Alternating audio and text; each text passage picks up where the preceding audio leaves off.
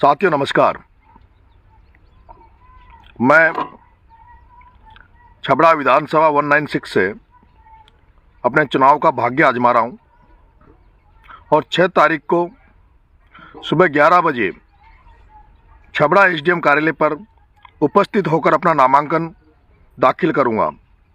मैं छबड़ा छिपा बड़ौद की सभी मतदाता बंधुओं से अपील करता हूँ कि आप सब लोग ज़्यादा से ज़्यादा संख्या में पधार कर आपके बेटे को आशीर्वाद देने 6 तारीख को छबड़ा पधारें। मैंने जितने कम टाइम में छबड़ा की जनता में के लिए काम करने का प्रयास किया वो सब आपके सामने है। किस तरह से छबड़ा में समस्याएं पहाड़ बनकर बैठी है और मुझे दुख उस समय हुआ जब छबड़ा से आदरणीय प्रताप सिंह जी सिंघवी, जिनको बीजेपी ने जब टिकट दिया और टिकट देने के बाद सबसे पहले आदरणीय प्रताप सिंह जी सिंघवी साहब ने एक मीडिया में एक वक्तव्य दिया कि छबड़ा विधानसभा पिछड़ा हुआ है और इस पिछड़े हुए छबड़ा विधानसभा का हम विकास करेंगे। मैं आम मतदाताओं, छबड़ा छिपड़ौद की आम जनता आपसे निवेदन करना चाहता हूं कि छबड़ा में प्रताप सिंह जी के परिवार का पिछले 70 साल से कब्जा है। आपने प्रताप सिंह जी सिंघवी साहब को 6 बार विधानसभा में पहुंचाया, विधानसभा में पहुंचाने का मौका दिया।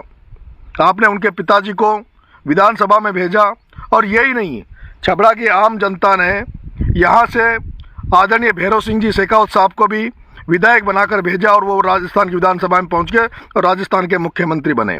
ये दुर्भाग्य है कि 6 बार प्रताप सिंह जी सिंघवी साहब मुख्य एमएलए बनते हैं, मंत्री बनते हैं, उनके पिताजी विधायक बनते हैं, आदरणीय भैरव सिंह जी शेखावत साहब यहाँ से एमएलए बन के मुख्यमंत्री बन के जाते हैं और उसके बाद भी प्रताप सिंह जी सिंघवी साहब ये कहते हैं कि मेरा छबड़ा पिछड़ा हुआ है, इसका विकास की दरकार है, इसका विकास करेंगे।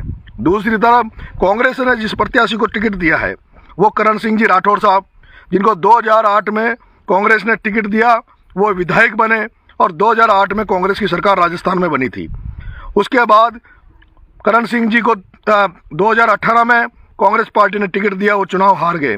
लेकिन पिछले 15 साल से आदरणीय करण सिंह जी भी आपके बीच में है। आपने 70 साल से प्रताप सिंह जी सिंघवी साहब को चेक किया है और पिछले 15 साल से आप करण सिंह जी को देख रहे हो। करण सिंह जी जब से विधायक बने, 2008 में सरकार बनी, एमएलए बने, तब कुछ नहीं कर पाए। 2018 में वो एमएलए का चुनाव लड़े, एमएलए का चुनाव हार गए और जब लोग उनके पास जाते थे काम के लिए तब वो ये कहते थे कि मैं चुनाव हार गया इसलिए मैं आपकी क्या मदद कर सकता हूँ, मैं विधायक होता तो आपकी मदद करता। तो ये क्या गारंटी है कि इस बार अगर करण सिंह जी को आप विधायक बना भी देते हो और सरकार नहीं आती तो वो व्यक्ति ये कहेगा कि मैं विधायक तो आपने बना दिया लेकिन मेरी सरकार नहीं है, मैं आपके लिए कुछ नहीं कर पाऊंगा। मैं आम मतदाताओं, छबड़ा की जनता से निवेदन करना चाहता हूं, एक व्यक्ति जो 70 साल से छबड़ा की मैं नेता विधायक बन के बैठा है, मंत्री बन के बैठा है, वो छबड़ा को बदल नहीं पाया। एक व्यक्ति जिसको आपने 15 साल से मौका दे रहे हो, 15 साल से आपकी छबड़ा की राजनीति में जो व्यक्ति एक्टिव है, उसके बाद छबड़ा की जनता का भला नहीं कर पाया। मैं देख रहा हूं कि छबड़ा में आदरणीय प्रताप सिंह जी सिंघवी का जिस तरह से होल्ड रहा है, उन्होंने जो राजनीति करी है वो उन्होंने दबाने की, कुचलने की, शोषित करने की राजनीति करी है। लेकिन दूसरी तरफ जो करण सिंह जी राठौड़ साहब थे, वो जो कांग्रेस के वर्कर थे, कांग्रेस के कार्यकर्ता थे, कांग्रेस के लोग जो उनको जिताकर विधानसभा में भेजते थे या कांग्रेस के कार्यकर्ता उनके साथ जो खड़े थे उनकी भी वो सुरक्षा नहीं कर पाए। तो ये क्या गारंटी है कि वो आगे आपके लिए लड़ाई लड़ पाएंगे।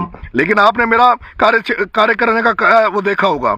पिछले दिनों मैं जब छबड़ा में गया तो मैंने देखा कि वहाँ लाइटों की बड़ी समस्या थी, बिजली वहाँ आती नहीं है और थर्मल पावर प्लांट जो लगा हुआ है छबड़ा में, उस थर्मल पावर प्लांट में यहाँ के जो युवा साथी हैं उनको एक व्यक्ति को रोजगार नहीं है। सारे जितने भी रोजगारी हैं वो बाहर के लोग हैं, प्रवासी आकर छबड़ा में बस रहे हैं, छबड़ा का वातावरण गंदा कर रहे हैं। आपने देखा होगा पिछले समय छबड़ा में एक दंगा, हिंदू मुस्लिम का दंगा कराया गया और इन्हीं नेताओं के द्वारा दंगा कराया गया जिसमें दोनों तरफ का बहुत बड़ा नुकसान हुआ। मैं चाहता हूं कि मैं ऐसी राजनीति छबड़ा में करूं जो अमन चैन की राजनीति हो। अगर आपका बेटा, जब दंगा छबड़ा में दंगा हुआ था हिंदू मुसलमान का, अगर आपका बेटा वहां होता तो चाहे मुझे अपनी कुर्बानी देनी पड़ती, लेकिन मैं आपके बीच में खड़ा मिलता, वहां की संवेदनाओं को मैं पहचानते हुए वहां के लोगों की सुरक्षा करने का काम करता। वहां जो दुकानें जलाई गई, वहां जो आर्थिक नुकसान हुए हैं, आज भी उनकी भरपाई नहीं हुई, आज भी लोगों पर झूठे मुकदमे दोनों तरफ से लगाए जा रहे हैं और निर्दोष लोगों को फंसाने का प्रयास किया जा रहा है। मैं आप सबकी सुरक्षा करने का काम छबड़ा में करूंगा। आपने मेरा देखा होगा,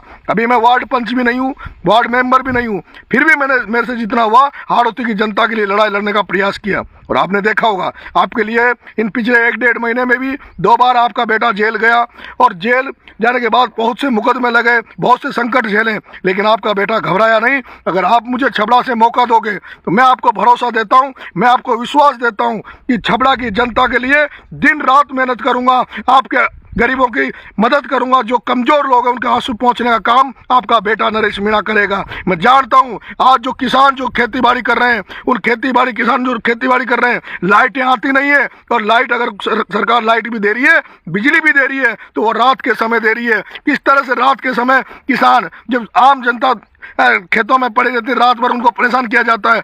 आपके बेटे को एक बार मौका दे दीजिए, किसी भी किसान को कोई समस्या नहीं होगी। जो युवा, जो बेरोजगार छबड़ा की धरती में जो घूम रहे हैं, उन युवाओं की लड़ाई उनका भाई लड़ेगा, किसानों की लड़ाई उनका बेटा लड़ेगा। मैं आपसे अपील करना चाहता हूं कि मैं 6 तारीख को नामांकन सुबह 11 बजे छबड़ा एसडीएम कार्यालय पहुंचूंगा और अपना नामांकन भरूंगा। आप सब लोग ज़्यादा से ज़्यादा संख्या में मेरे नामांकन में पधार कर आपके बेटे को आशीर्वाद देने आएंगे, ये मैं आप पर भरोसा करता हूं। क्योंकि मुझे पता है, जब मैं किसानों के लिए लड़ाई लड़ रहा था, 12 में कमज़ोर लोगों की लड़ाई लड़ रहा था, तो मुझे जेल भेजा गया। लेकिन मेरे जेल जाने के बाद भी आपने जिस तरह से मुझे आशीर्वाद दिया, जिस तरह से मुझे साथ दिया, जिस तरह से मुझे सहयोग किया, मुझे अपेक्षा है अगर वही साथ, वही सहयोग और वही आपका आशीर्वाद मिला तो ये तय मान लीजिए कि आपका बेटा भी छबड़ा से निर्दलीय विधायक बनकर विधानसभा में जाएगा।